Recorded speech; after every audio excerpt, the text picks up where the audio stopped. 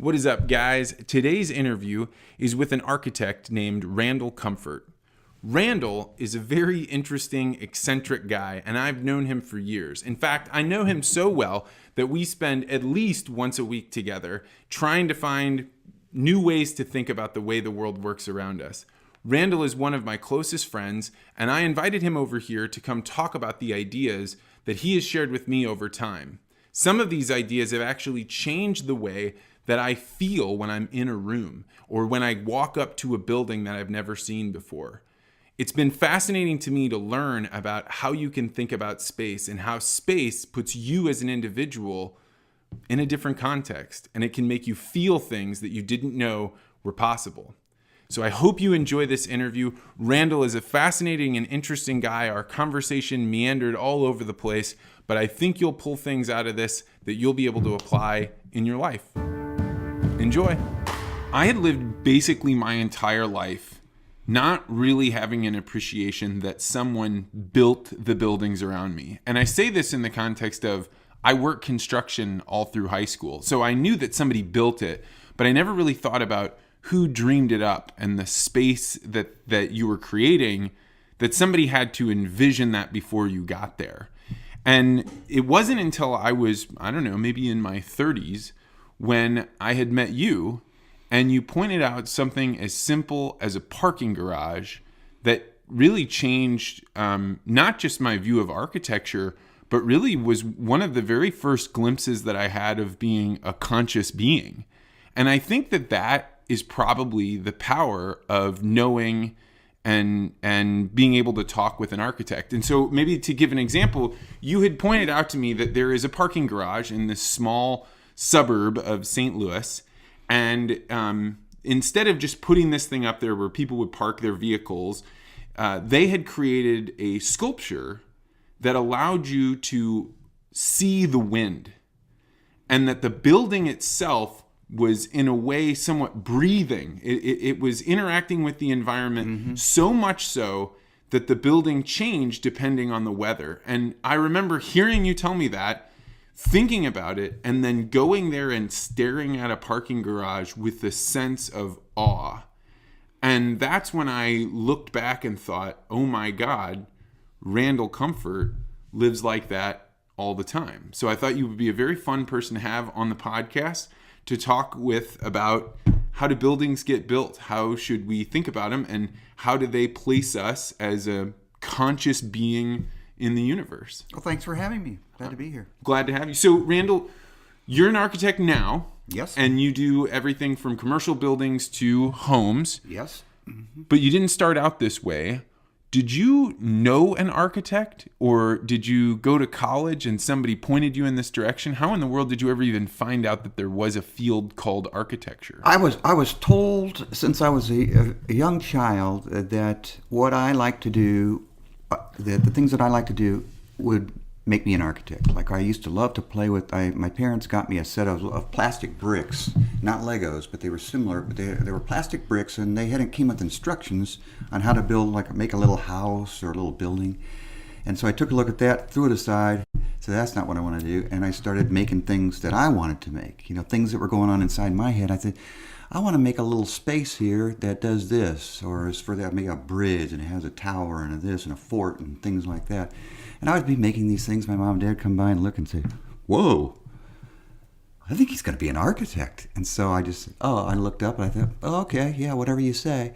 And then as I got into school and in high school, I noticed I liked mechanical drafting. I really liked to do that too, and you needed to be able to do that at that point in time. And mechanical drafting, what is that? That's where you have a drawing board and a T-square, a device called a T-square, and it runs up and down the sides, so it's always parallel to the top and bottom of the board. And you tape a piece of paper on there, and then you can start drawing with this T-square. You run it up and down and draw lines, and if you want to draw a line in the other direction, the 90 degrees, you have what are called triangles, and there was a 45-degree triangle and a 30-60 triangle, and you could put those on there and draw lines up and down on the sheet. And so I was really good at that. The teachers would tell me, you do have a really good talent for that. And so I thought, well, that's fine. And so I started taking classes in high school and things, knowing that I was going to go to KU and study architecture in the architecture school. So it was just never really even an issue for me. No one had to tell me, and the other thing was I noticed from when I was a young child that I seemed to be noticing things that other people weren't about the built environment. Like I remember that when we would go to my grandma's house, she lived in a big old Victorian house in a little town in rural Kansas, a little town, Minneapolis, Kansas. And we'd go there and I would feel this sense of elation. I mean, of course, to see my grandma, but even more to see her house. When I go to her house, I thought, this is the coolest house in the world. And I compared it to my house where I lived, and it was bland. And the thing that was cool about her house, you walk up a set of stairs, and there's a little window seat there with a window off to the side, and then you go up another set of stairs. And I used to sit on that window. This is a great space. This is a great place to just sit and relax and enjoy things. And there was other spaces like under the stair, like the Harry Potter space, under the stair. And so I would notice these things, and I noticed, well, nobody else seems to be paying attention. My brother and sister, they didn't seem to be paying attention. My mom and dad, they didn't seem to care.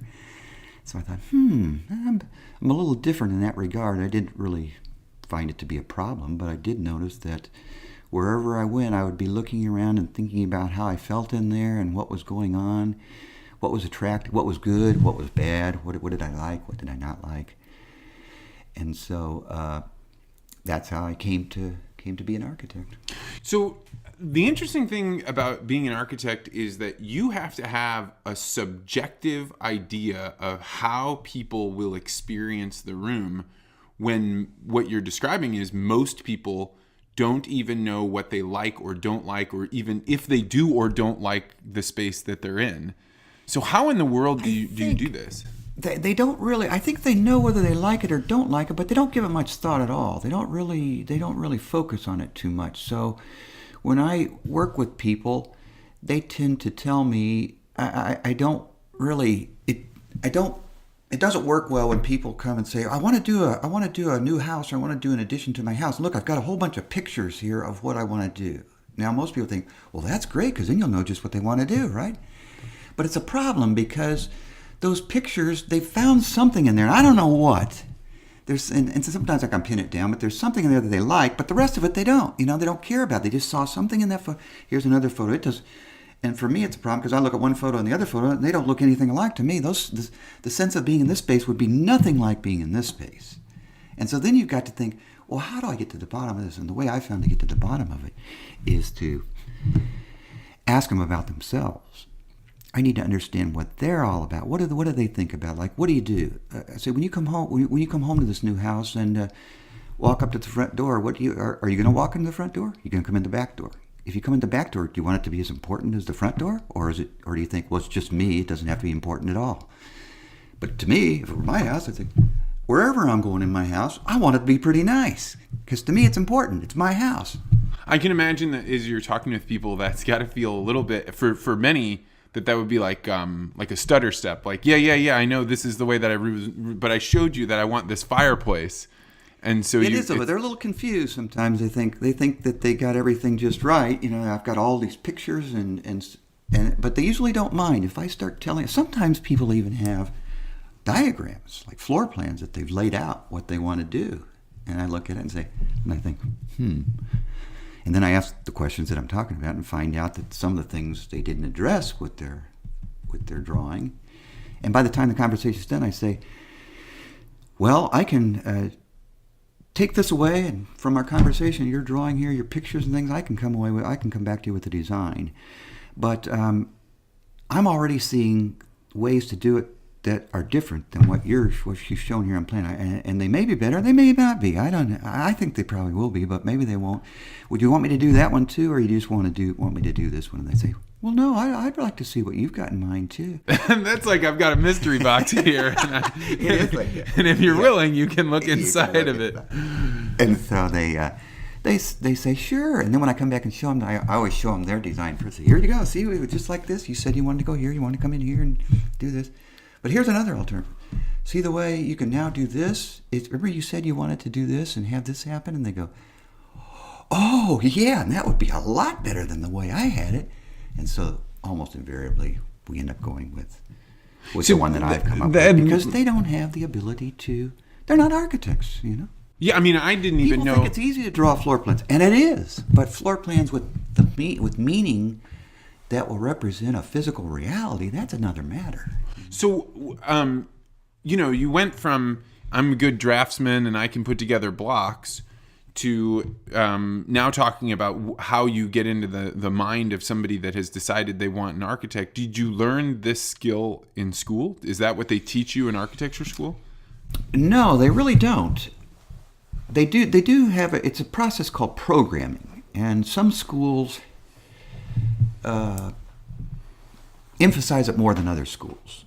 The school I went to, they didn't particularly emphasize the programming aspect. You ask questions, find out what the client wants, and you respond to that. So, but I found after doing it for a long time that there's a certain skill to what questions you ask, and you have to be aware of what the answers are, because you want to build on the answers. Someone will say something that makes you think, oh, well then, and then you ask another question, and you just keep building on that. And then I come away with a pretty good understanding of how the people want to use what they think is important, how they're going to use it, things like that. When most people start a conversation with an architect, what is it that they are anticipating you are going to be like, and what's the delta between what they expect an architect to be and Randall? I don't know, because I can only state my experiences, so I don't know although I will tell you a couple things. Though I've gone to some clients and they're really grilling me, and they want to know this, they want to know that, and they're kind of looking at me with kind of not that friendly of a look. And finally, after I've answered the question, and they start to get a little friendly, they say, well, you're the second architect that would be involved in this project. The first one we had to fire. Red flags go off. I think, whoa, do I want to work with these people? If they fired their architect, are they a problem, or what's going on? So I have to get to the bottom of that one. And so the first question obviously is, well, why? What happened? And usually they say, well, we told him we wanted a square room, and he came back with a circular room and told us it was better. We didn't want a circular. We wanted our square room, and he kept saying, well, I can do that, but this circular one, it's really, really good. So that's when I realized that I need to do this technique where I say, yeah, yours is a nice plan, but I could do another one. You want me to show you that one too? Then it's their decision. It wasn't my decision. I didn't come in and say, your idea is bad, here's mine, it's much better. So I think people really respond well when you listen to what they have to say. Architects that don't listen to what they have to say, I think, have more problems working with clients. And so what would be maybe an example of that, like where a person thought they had an idea and then you said, well, why don't we think about this? Well, here's another one that I always check. Like, let's say someone wants to do a 2-story house. The first thing I do, and they have 2 floor plans, obviously, one for each floor. So I look at the floor plan. The first thing you got to check is, well, where's the stair? Because it seems obvious, but the stair has to be in the same place on both plans. Oh, they're not always. They're not always. And then I know they really have no clue as to spatial allocation and the way things work. And that's when I have to say, well, I'm going to have to tidy this up a little bit because, and usually it's a big problem because if the stairs aren't in the same place, then when you start moving things around, it's a domino effect. Well, if you move that over, well, then where does that thing go? It goes over here, but it doesn't really want to be over there. It wanted to be where it was. Then you have to move, well, in order to fix that, you got to move this, and you end up moving the whole thing around. That's why a lot of times if I do run across a client that has floor plans that are pretty well developed like that with stairs in the wrong place, I figure out a way not to do the project. Because the people will not, and after I've interviewed them, I found that they're just not, they're not, they think their way is the right way, even when it's not. There was an interesting experience that you and I figured out. We were with a couple of our friends, and we did a thought experiment. And the thought experiment was, all right, let's pick a room that we all know, and I want you to draw it and you to draw it, and we kind of all talked about how would you go about doing this, and we had a dry erase board and we were drawing it out, and we quickly figured out that 3 out of the 4 of you guys all did it from the top. You could view the room and the space that you were in and be able to place your mental mind above the place you're projecting from to experience it. That's right. Yes. And so your experience could be remote. From above. It's removed. And I drew the room almost as though I had a flashlight and I was walking in the front door and I could point my attention at things. And the fidelity that I have of what was in the room is really, really high. But the dimensions look like, totally off. And the relation to the next room were all a little off. Oh, yeah, that's right. They were a little off. So I could tell that it was there, but I would have to see it this way and then be like, okay, so I'll put this over here. And I have to watch that with clients too, because I tend to think about architecture from anywhere. In other words, like I can imagine where we're at now from the point of where I was when I first arrived here and had the experience of getting all the way down through here. I can imagine what it would be like if I were 40 feet in the air looking down at the floor plan, which is what I do with architecture and what you can do with computer science or computer technology now with architecture. I can build a virtual model of a building, and then I can look at it any way I want to. I can look at it from underneath, on top, split it apart, look at the halves, put it... And did you always have that? Yes, I always had that ability to visualize things from somewhere else. And yes. Do all architects have that? I think they probably do. I can't imagine that they wouldn't. But I do have to be careful with clients, because sometimes I make a presentation and I show them various views and things, and I think that they can understand things like this too, but they say, well, do you have any views where it's just like walking along like you really would do? Yeah, that's the only one that would matter to me. Yeah, and then I find you're not alone. There are a lot of people like that. And so, I think that the interesting component of having that view of the world, it also has made it much more difficult for me to be able to place myself in the larger order. Yes, I can see that. I was going to say that if you look at it like that, you miss you miss somewhat, perhaps, things about the architecture that are important that unless you stood back and looked at it like this, you wouldn't grasp. Like there are cathedrals in Europe, Romanesque cathedrals and things in Rome, where if you go in and start walking around, you don't appreciate the relationship of the things. If you saw a floor plan of it, you can say, oh, so the transept is crossed here, and this, the dome is on the center of that space, and things like that you wouldn't really pick up. You just appreciate it as a nice space, and that's enough for most people. But for an architect, for me, I like to understand the space. I like to. To me, it gives me great satisfaction to understand how all this pulls together and how the parts relate to each other.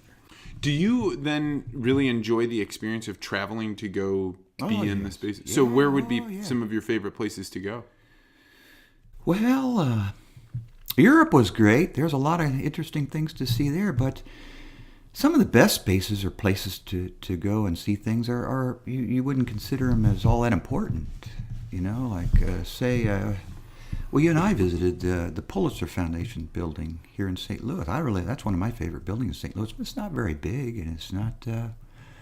There's not much to it. It's pretty straightforward. But the way it all relates, the parts that are there, are really, really powerful.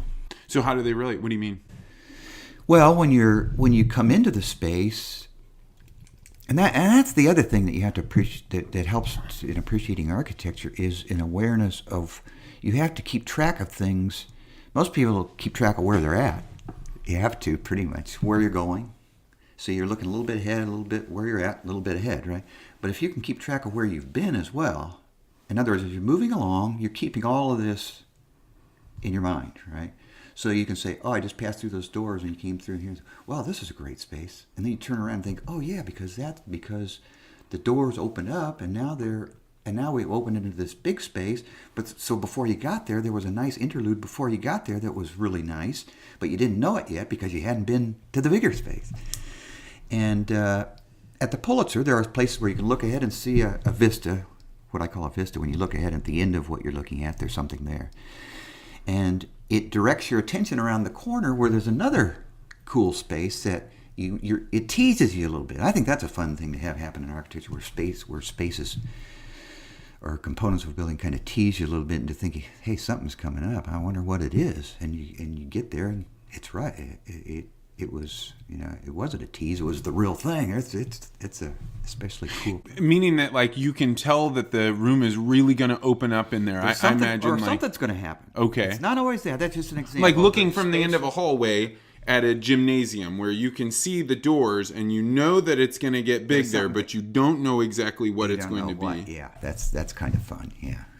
You know, I would think that one of the difficult parts about your work is that it is both visual, but in order for somebody to be able to convey the visual experience, they also have to have a very strong command of the English language, the ability to articulate why something is the way that it is. Yes, the more descriptive a person is, the better the client they are, because and the more in touch with themselves they are. A lot of people aren't very in touch with themselves, and so they don't really know the answers to the questions. Like when you eat breakfast, what kind of a space would you like to? Well, I don't know. I just sit and eat my breakfast and look at my phone. What do I care what the space looks like? You know, those are tough clients to work for because anything works.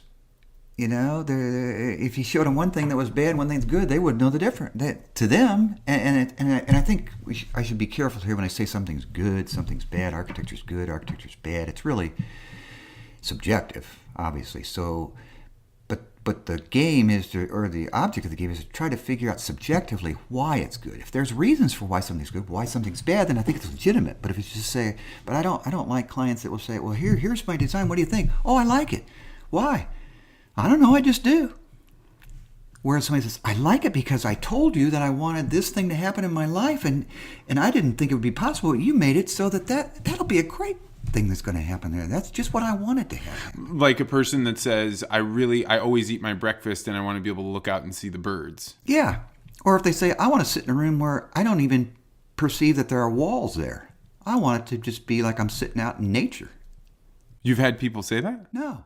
But if they did, that would be a good one, wouldn't it? Okay. I know how to do that. If they didn't want to do it, I could do a room like that. So that's interesting. So you're actually intrigued by the idea of having clients that are going to give you a challenge because it's something they care about, but they don't know the answer to. Yes, exactly. That's exactly it. They don't know the answer to it. And that's why it's a challenge for me, because I don't know the answer yet either. But I keep asking questions, and I find out enough about them that I'll be able to figure the answer out. So if you have a client that is coming to you with a grand idea, and they want to talk it through, how does that even begin? Like so I'm asking you a question that I kind of already know the answer to, because I remember that after I had the experience of the parking garage, I was like, oh my God, Anne, we have got to do this. Even if we don't build what we had talked about, the experience of having somebody show you what your space looks like is profound. And so I know what it is. But when somebody says, hey, I want to do something different with my space, because I think most people, when they think of an architect or hiring an architect, is a little bit like being like, I'm going to go hire a manager of a rock band. Like, I don't know anything like what that would be like. Yes. People don't know what to expect. So I try to keep it really low key and just ask questions like, well, so you want to do a new house? Well, why? Well, why are you doing a new house as opposed to where you live now? Well, is there something about your house that you live in now that you need a new house to fix, or what? Get the answer to that, and it just goes right like, oh yeah, well, when you're at your house, what do you like to do?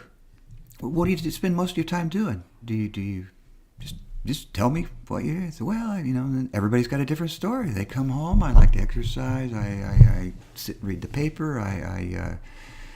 there's all kinds of things. I like to, our family plays games or cards and whatever, I don't know. There's just, so it's a matter of listening to what those things are that people do, and then realizing what kind of a space they need in order to do it.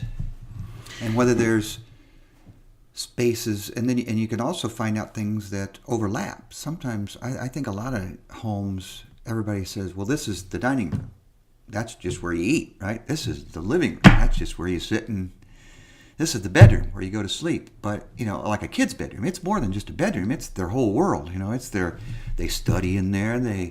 And they've made furniture that accommodates that kind of thing, right? You got bunk beds with a little desk underneath. I love those kind of things, those kind of spaces. It's like a space within a space. Those are fun. I'm always looking for that too. Yeah, I was always looking through the catalog and the Sears thing, and you'd see like the race car with the shelves underneath it. And you just dream and dream and dream of it. Oh, that'd be great. Middle child of 7 doesn't get the race car bunk bed, but or even a room by yourself. you definitely got the bunk bed to share with your brother. When I was young, I shared a room with my brother. I had a brother and a sister. So the two boys had it, and we had a 3-bedroom house. So the two boys stayed in one bedroom, and the sister stayed in the other bedroom, and it was okay. But I wanted, I got a little older. I wanted a room of my own, and so we moved to St. Louis. We used to live in Kansas City. We moved to St. Louis, and we rented a little house up in Ferguson, actually, and I made a room in the basement out of moving boxes. The moving boxes had come. They got the clothes, those boxes that are pretty big with clothes that are rag. Mm-hmm. So I took those. We got all the clothes out. I took them in the basement and built a room for myself. It was dark down there. It was in the basement, but I didn't care. At least I had a space of my own.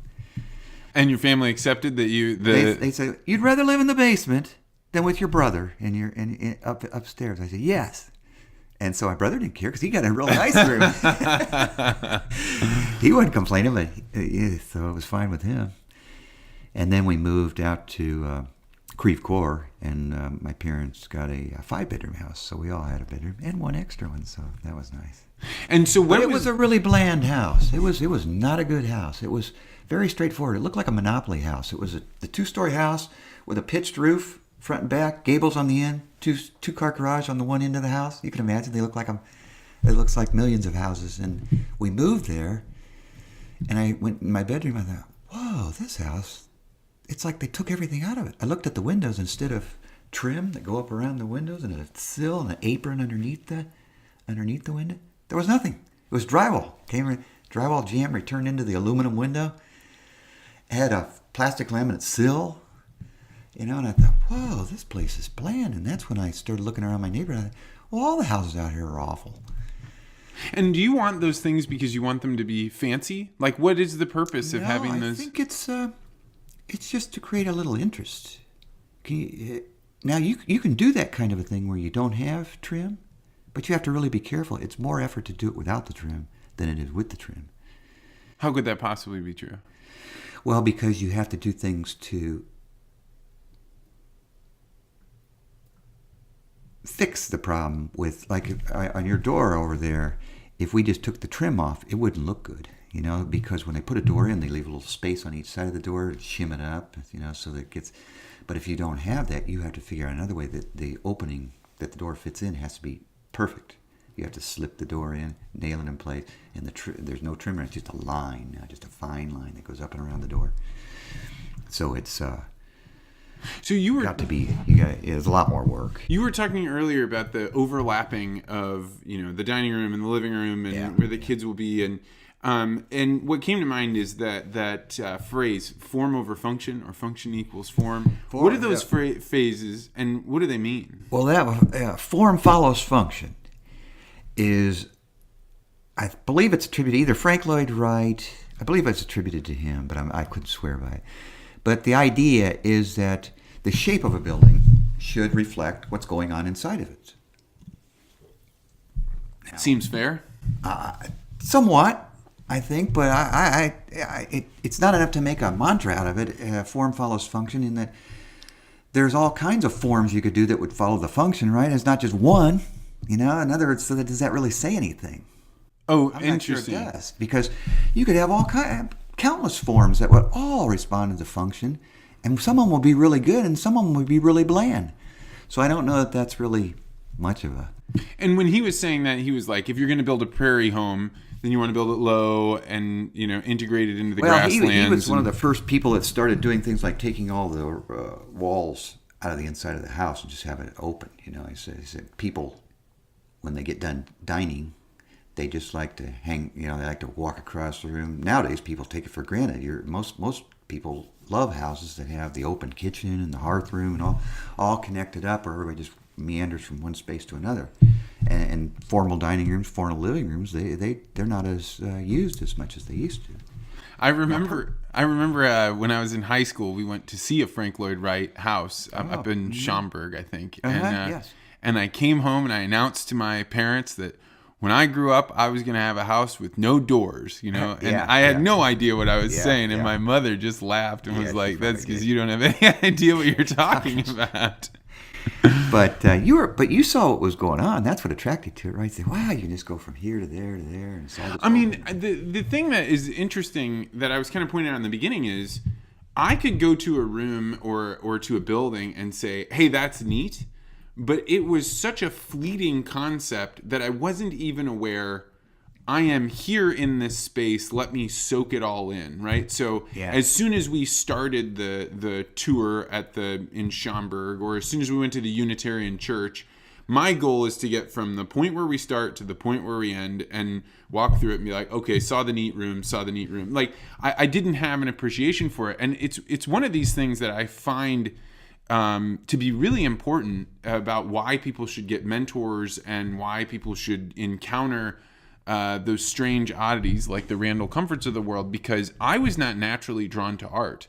I can appreciate it now because I had a mentor that pointed out to me, stand here, look at that, now tell me, what do you feel when you see that? It had never crossed my mind that a painting would make you feel something, or that you could actually pause for a moment, and it would be almost like what I would now consider meditation, and say, all right, I'm going to let this wash over me. But even having had that experience with art, I never converted that to the experience of looking at a building, or being in a building. Just how does it make you feel to sit in this place? I've had experience like that too. I went to the Frank Lloyd Taliesin in Wisconsin, Frank Lloyd Wright Home and Studio, and there was a tour, and I went on the tour.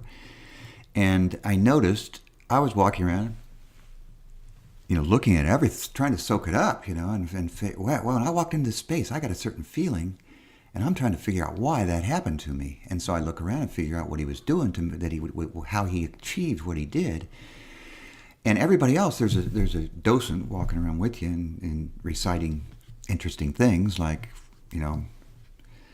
the wife was killed here and the fire, stuff like that. And everybody else is like up right next to the docent, looking at them and listening to what they have to say. And the docent will point something out. They'll look over and see it and look back.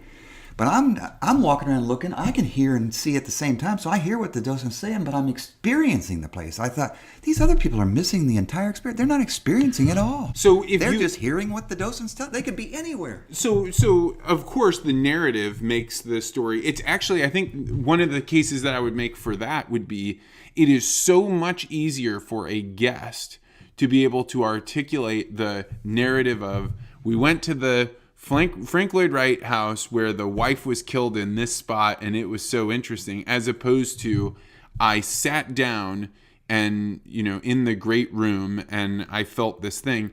So if you were leading that tour, how would you give people, because people go to have, I would contend that most people go on experiences, not only to have the experience, but so that they can tell someone about it. So how can you help somebody have the experience in such a manner that they could talk about it? Or yes, I think in the case of the Frank Lloyd Wright house, I saw some things that I think that could be pointed out that they didn't.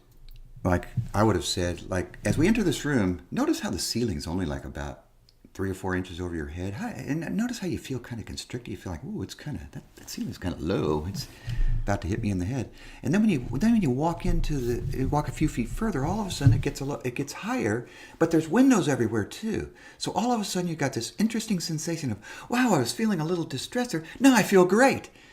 Did you notice that? Anybody see that? And then people say, oh yeah, or I didn't know. And they might try it and say, oh yeah, I see what happened there. That kind of thing. I think they could do more of that. And there was another interesting thing at Taliesin. There's a wall that's called the mistake wall. And it's on the back of the house. And it's the stone at the bottom, just kind of like stone built up. And then as it gets up, it starts changing as it goes up. When you get to the top, it looks like the stone on the rest of the building, which is very unusual. He had a certain way he wanted to do that. And the docent tells us, he said, well, this is the wall where they started building the building. And Frank Lloyd Wright came out and said, no, you don't understand. You don't have it. And he told them what else to do. And so they'd leave and come back the next day and they built some more. He'd say, no, you still don't have it. And he would keep this up until they did get it. And he told Esther, I think, wow, that's pretty impressive, because now, he didn't point it out, but I thought, look at that. All of a sudden, we've got a little bit of history here, a story embedded in stone, you know? Now, most people, if you just looked at it, they think, they didn't do as good a job on the bottom as they did on the top. Oh, well, walk on. But when you hear that story, it's like a story that will last forever. That story's going to be there it's almost forever. like a volcano coming in and petrifying everything here, Yeah. and then petrifying and freezing in time there, and you can actually... So you've got a little time capsule there that'll last forever. Absolutely. That story will all be there as long as the building will be there, you know, that aspect of it. So this is one of those great things that I actually really enjoy about talking with you, and sometimes it takes a little while to warm up the gears, but it is the experience of walking past buildings that we've walked past 100 times, and then having you say, wait a second, look at this Did you notice fence. this? Did you ever notice this?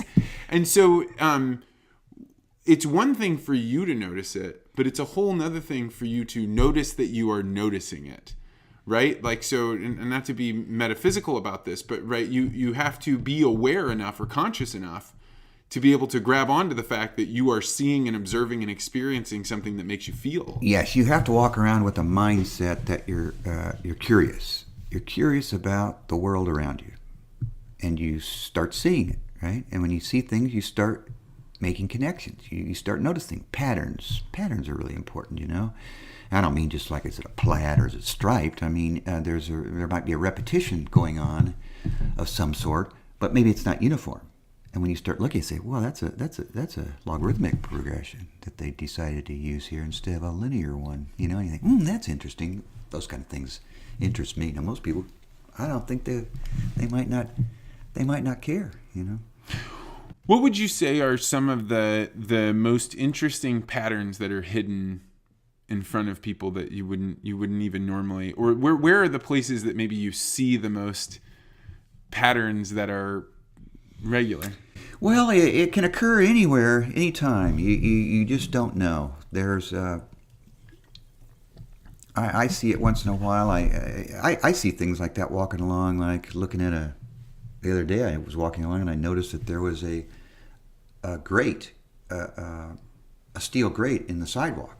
And I looked at it, and I noticed that when you walk this way, the sun shone through it a certain way and cast a shadow on the other. But then when you walked over here, it cast a different kind of shadow, and they were both really interesting shadows.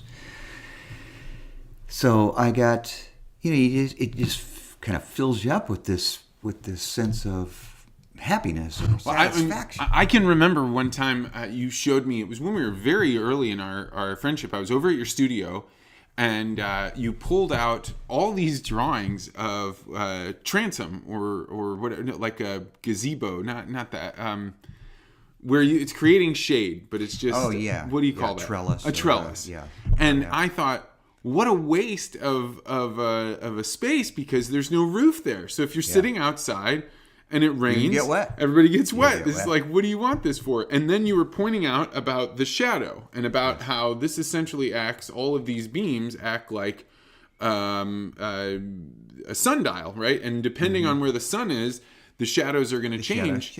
And that during the different seasons of the year, the shadow will change where it's located. Shorter, And even still, I found that to be like, that's really boring. So what? Until I started noticing the on my own porch that I could come home after work every day at the same time, and the shadow that my porch was projecting was different ever so slightly every day. Slightly.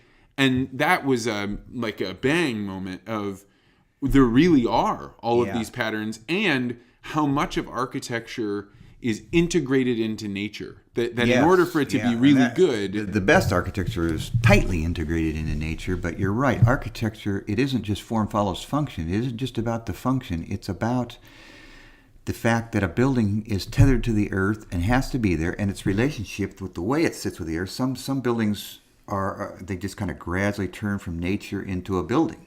Those are pretty cool. Other buildings starkly contrast with the landscape. That's pretty cool too. It just depends on the design. But it's going to relate one way or another. Most buildings are just, they don't relate very well at all. They're just kind of planted there. In fact, a lot of buildings, I know you've noticed when you drive around, you see the same style of house on the north side of the street and on the south side of the street. Well, that house is going to work much better on one side or the other. because the sun only shines on the south side. So the house with the entrance on the north side, to me, it's a little better off because the sun's shining on your front of your house and it's shining in your front rooms and that kind of thing. The house on the south side, when you open the door, you'll never see the sun. You know, you're always going outside where there's a shadow. And that's an important thing because, and it changes during the year too. You know, the sun is low in the horizon in the winter, but dead overhead in the summer. So, I'm thinking about you describing all of the, the various variables that are going into it. And this is just one, right? The sun, where it is, and the seasons. That's what makes architecture so cool. There's so many variables. That's what I was going to ask. So as you come up with, let's say you've sat down, you've spoken with the people, you've even watched them cook some meals or had them kind of play out the way they like to spend their Saturday afternoons. When you come up with the design, it happens in a flash, or are you sketching, or how does this work? Yeah, I'm sketching. But if somebody were to look at the sketches I do, they say, well, that just looks like gibberish. It doesn't look like anything. I'll sketch things, and I'm just really using the drawing as a placeholder to keep track of a few things that are going on in my mind. Like there could be a drawing that has overlays of structure, shadows, form, function, all of those things all wrapped up into a little sketch, and then I'll.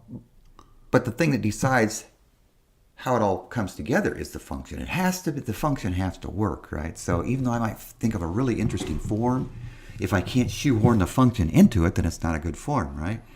And so what I have to do is quickly go through iterations, really quickly. I consider thousands of options, not in detail.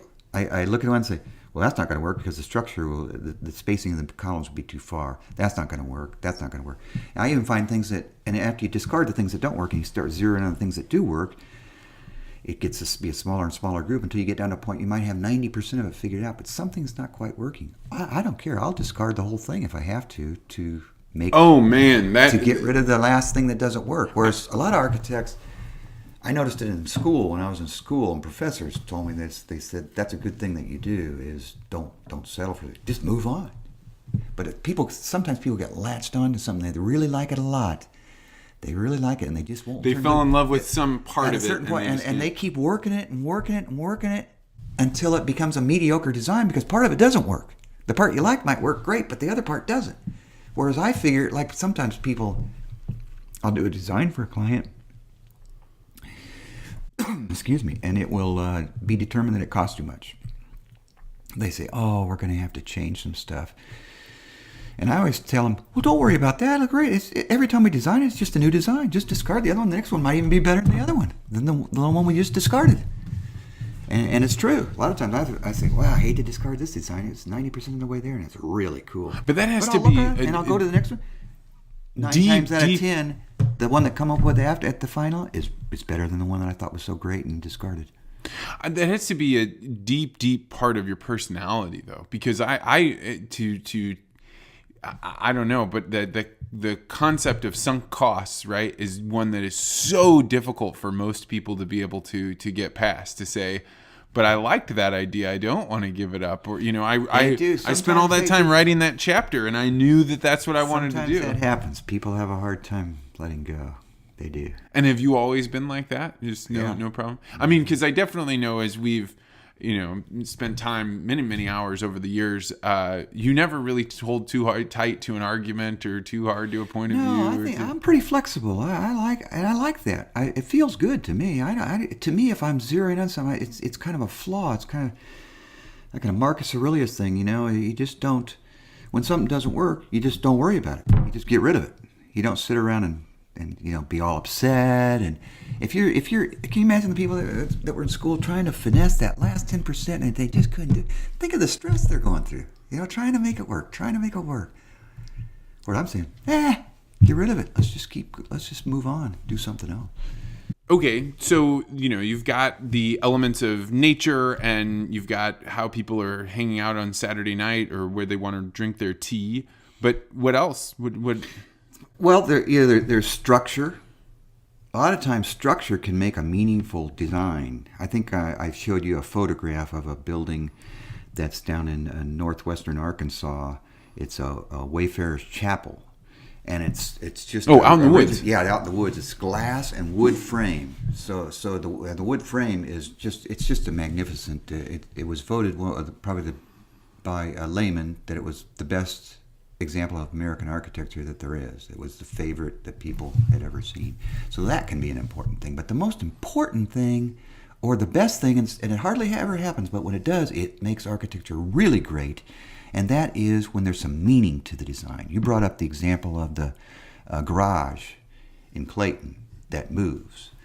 And what makes that so great is that it's a public sculpture, but it's a public sculpture. It's like the architects gave a gift to nature, not a gift, but an opportunity. They gave them basically like an instrument. And nature plays the instrument for the benefit of us as observers. We don't hear it. It's not like a musical. You don't hear. But they gave them this building with the little silver discs on it that can move, and the wind plays that instrument 24 hours a day. And I think, why do people like that? Why would people like the fact that it's moving along and you don't know how it's going to move and it's different? Like if you ever go by that building when there's a really strong wind, I intentionally do that. If there's a storm, I go see it. It's great then, isn't it? Yeah. And so, but it's similar to things, and that's why people gravitate, I think, to nature. You think, well, why do people like that kind of thing? And it's because it's natural. They know that nature is making it do that. It's just happening without anybody controlling it. It's sort of like, it's similar to looking up at the sky and watching the clouds. They come by and they're all different, but it's fun to do, right? I think you'd have a hard time finding a person that doesn't like laying in the grass and looking up at the clouds. So tell me about that. So does meaning only get created when you're interacting with the environment? Or? No. Let me give you another example. There's an architect, a Danish architect, Bjarke Ingels, that got the commission to do a power plant in Copenhagen, and the assignment was that we're going to make a building that the trash trucks come, dump the trash, we process the trash, turn it into energy, and release steam only. It's the cleanest power plant in Europe. And so there was an RFP for architects to respond to building form. Now, obviously, you'd think a utilitarian type of building, that'd just be a big box with a smokestack that comes out the side or at the top or whatever. But Bjarke Ingels came up with the idea. He said, we get a lot of snow in Copenhagen, in Denmark, but we don't have any mountains. So people can't go skiing. They have to go over to Sweden to go skiing. So he proposed, take the power plant building, instead of it being a big box, you take it out so it has a high end and a low end, and you turn it into a ski resort. It was that big. And so the way that building works is you go and you can go up an elevator and you can go skiing down the side of the building until you get to the bottom. So he's got two things for one. And there's there's a meaningful thing. And the other thing he did with it, just so that everybody would know that their power is being processed in a clean way, they did a thing where the smokestack, the steam that comes out, instead of just coming out, they save the steam, and when they've processed 1 ton of trash into energy, it emits a smoke ring that comes out the top. So everybody goes, "Oh, we just made another ton of got rid of a ton of trash and made X amount of energy." Now that's pretty cool, don't you think? To have a building that can do that? It's not just a building that sits there and has a function. It's a building that speaks to other things. Have you had clients that didn't know that you could impart meaning into their projects that ultimately you've been able to do it?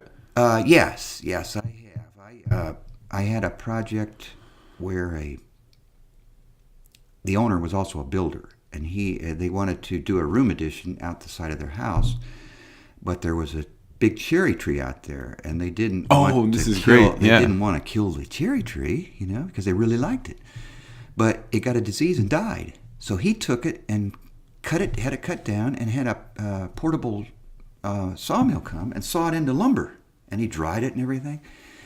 And so we took the cherry wood. He said, "I want to take this cherry wood and incorporate it into the design." So what I did was, we took it inside. We made a fireplace mantel. We made trusses. We made cabinets for his kids to keep their toys in and stuff like that. So now the building has a certain meaning for them. You know, their cherry tree's still there. It's not alive anymore, but it's still there. Preserved maybe for longer than it would have been. Preserved forever, you know, and it sits on the same place that the cherry tree was, you know. So they really liked that. When I explained that to them, they thought, oh, that is so cool.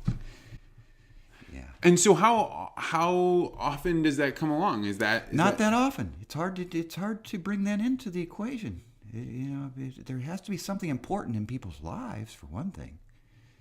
So the other thing that you have to deal with is the materials that are available. Yes. And, you know, I've been to your studio and I see that you have an enormous amount of reading material and things that are going. How in the world do you keep up with the materials and technology and things that are coming out and available? Well, there are online, like Architectural Record is a periodical that used to be a magazine. Well, it still is, but they have an online presence too. And there's a lot of periodicals like that. And trades.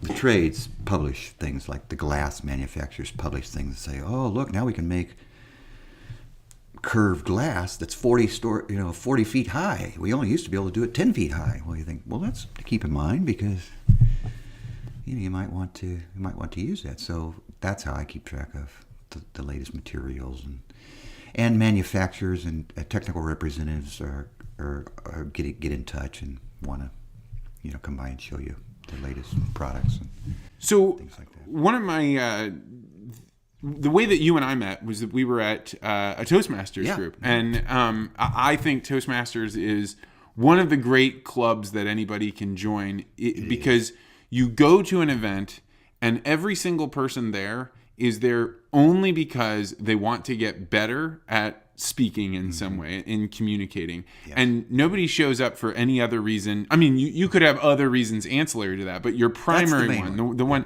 And so it's almost like having an AA club, like where you don't have to give up drinking alcohol to join it. So it's an interesting thing. And you and I met there, and we struck up a conversation, which is something that I'm kind of naturally pulled to do. But if you were to say, I noticed that about you. That's why. It seems like he's pretty good guy to know. But the thought that I have when you meet somebody like you as an architect, who's eloquent and thinks a lot about this stuff, is, what question do you wish people that didn't know an architect, if they ran into you, what is the best question that they could ask you to strike up a conversation and not just you, any architect? What is the thing that you can ask an architect that's just going to make them light up and just jibber jabber talk, so that the inquirer doesn't have to do any heavy lifting? All they got to do is get that one question in. Well, I think a lot of architects like the question posed to them. Well, what is it that when you do architecture? What is it about you? What is your style, or what do you bring to bear when you do architecture? Well, what is it that makes you want to be an architect, and the things that go on in your head that you bring out in your architecture? What is it? What is your style? I don't have one. Yeah, that's what I was going to say. I don't. My focus is always on what the client wants and what the opportunities are that exist, and I like to bring those together. And I don't have any preconceived ideas. Like some architects, there's a style to them. Like. Well, I can think of some examples, but their buildings all have a similarity to them. You can tell a Frank Lloyd Wright. Well, to some degree, yeah, he did quite a bit of different things too. But there was an era in architecture called postmodernism. I know you've heard that. It was, I think, in the '80s, around then. And there was an architect who was a champion of that, and everything he did, you could tell it was him when you saw a building. You didn't even have to look at the credits. What's a postmodernist building? Well, that's where they took originally there was classical buildings that lasted all the way through about the 20s, and then modernism came about, which was a radical departure from classicism, which buildings were arranged along a certain predefined kind of thing called Beaux-Arts design. And the modernists came along and said, no, we don't want any trim. We were talking earlier about trim and decorative aspects to it. We don't want any of that. We just want plain. We want glass and materials. That's it, you know. And so that was pretty popular for a long time. And the trouble with the very best examples of that are really, really good. But it's like with any style, a lot of architects come along and try to replicate it, and then it gets watered down and gets pretty bad. So would this be what you think of when you think of like the Great Gatsby style of architecture? Would that be modernist? No. The Great Gatsby. It was during that time it started coming back. But the Great Gatsby, if you see the movie or go to the house, it's traditional. Okay, it's a traditional house. But I'm trying to think. There's a building here in St. Louis. It's a modern building. The one right across the street from the post office on the west side. No idea. There. Never even noticed that. Never even noticed. Well, right now they're getting to build a big development there. They're going to take over that whole block and build a huge development. And there's an outcry about have that building be torn down because it's one of the few true modern buildings in St. Louis. But postmodernism, they came along and said, no, that modernism is too bland. There's nothing going on. There was a famous architect. They came up with the saying for modernism. Mies van der Rohe said, "Less is more." Yeah. You've probably Okay. heard that Yeah. saying, right? Well, there was another postmodern architect that came along and said, "Less is a bore." That was his credo. And then architects started doing things where they would take the classical elements and they would transform them into forms that were sort of almost a caricature of the original buildings. But they were pretty interesting. Some of the best ones did some really interesting things. I was fond of it when it was occurring. So what would you describe? But it didn't last long. It only lasted about 20 years. And then people said, no. Because it's like any style. The very best practitioners, things look really good. But then everybody says, oh, I like that. That's the latest style. And then all architects start doing it. Then it gets watered down. And let's face it, not all architects are as good as others. Same with any field, right? But the bad architects, or the ones that aren't as good, they start doing things that are kind of iffy and not so good, and so people start turning against that style because they see it everywhere, and they say, that's postmodernism, I hate that. Whereas if they saw the true example, they'd say, whoa, there's something to this. So if somebody wanted to get like an entry level, just I want to understand architecture, I want to see it I want to see buildings through the eyes.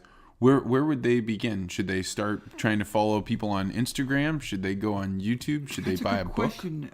There are probably books about it, but I don't know.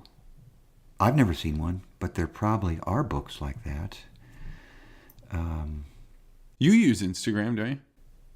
Yes. Yes, I do. So what do you use it for?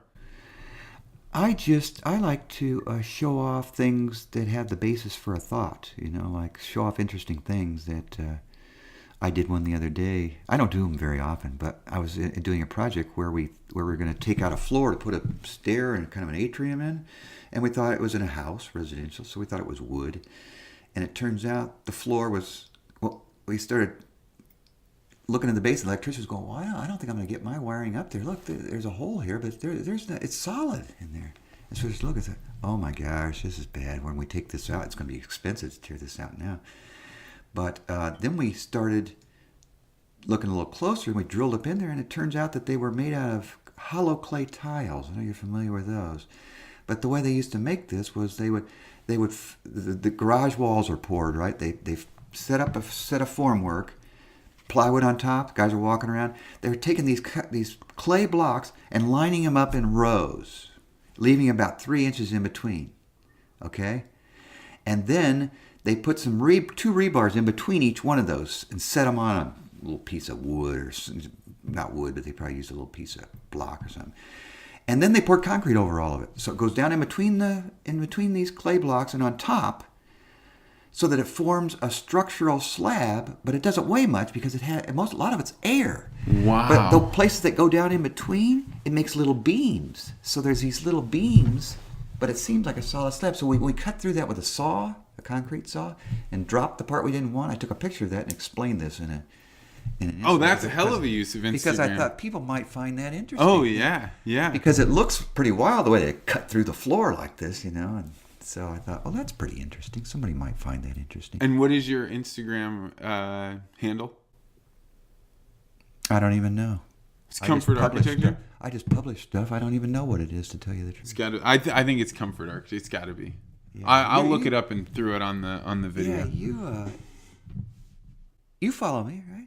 I'm sure, but I don't use Instagram that much because I'm not as visual, I don't use right? it. Yeah, that's what it's good for. I think that I've gone through and seen all your stuff. I wish I had time to do more. I see things and I think, oh, I'd like to publish that. Yeah, I mean, that's kind of where you spot your patterns and put them on there. It is, yeah.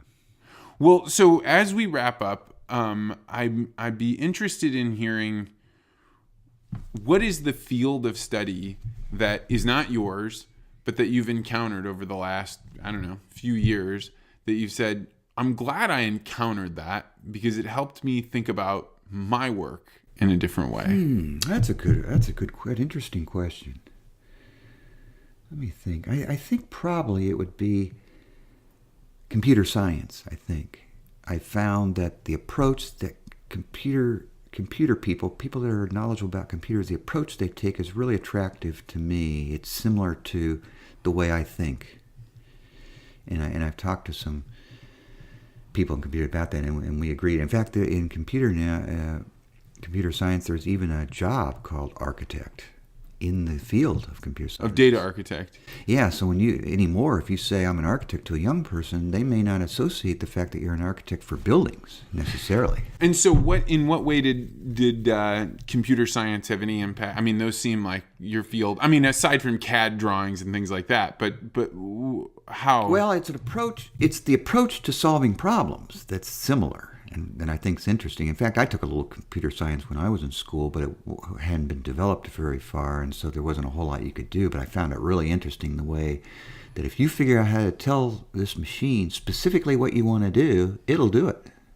And you have to find the way. You have to understand what it needs in order to get the response that you want.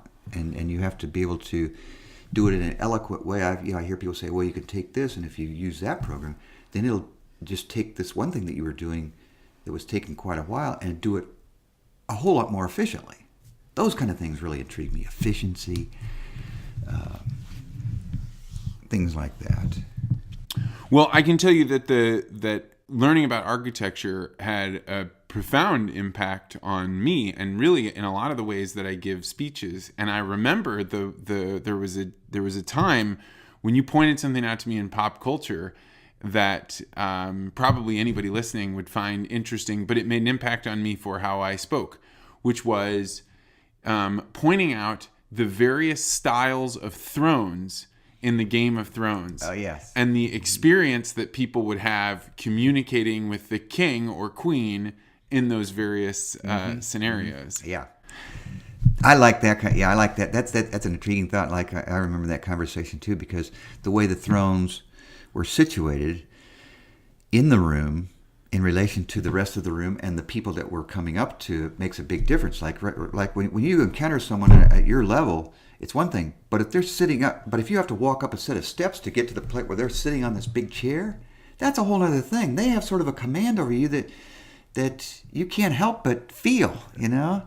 And that was what was intriguing, I thought, about those spaces. And for me, I took that lesson and I applied it directly to what is it to go up on a stage? You know, why is it that, having a vaulted room, even in a room where, you could be in a room of 200 people and it'd be a very big difference if you're on the floor with everybody else versus being up 2 feet versus being up 5 or 10 feet, right? Yes, it's a very, very, very different experience. I imagine it would. I've never had that experience, but I know you have, and so I would think you would have a feeling of command when you're up higher, that you're in control of what's going on. I don't think it's quite that simple. Isn't it? I think that would be the perception, right? That would be the. It would seem to be. But you are also held up there, and there's nowhere to go. And it's very clear that you're not an equal that just happens to have the microphone. You got called up there. I often make the comparison of public speaking to surfing. And if you go up on a stage, just like up on a throne, you are getting on a much bigger wave. And you have got to know what you're doing, because the expectations of the people out there is that you are going to say something that's worth their time. If you're up on this big stage, you say something boring, man, that's all the more reason for people to really, really despise that you're up there wasting their time. And so anyway, I could go on and on about this, but this is one of many conversations I hope we'll have, and I'm very grateful that you stopped by tonight. Well, thank you for inviting me. It's a pleasure. Thanks. It's fun.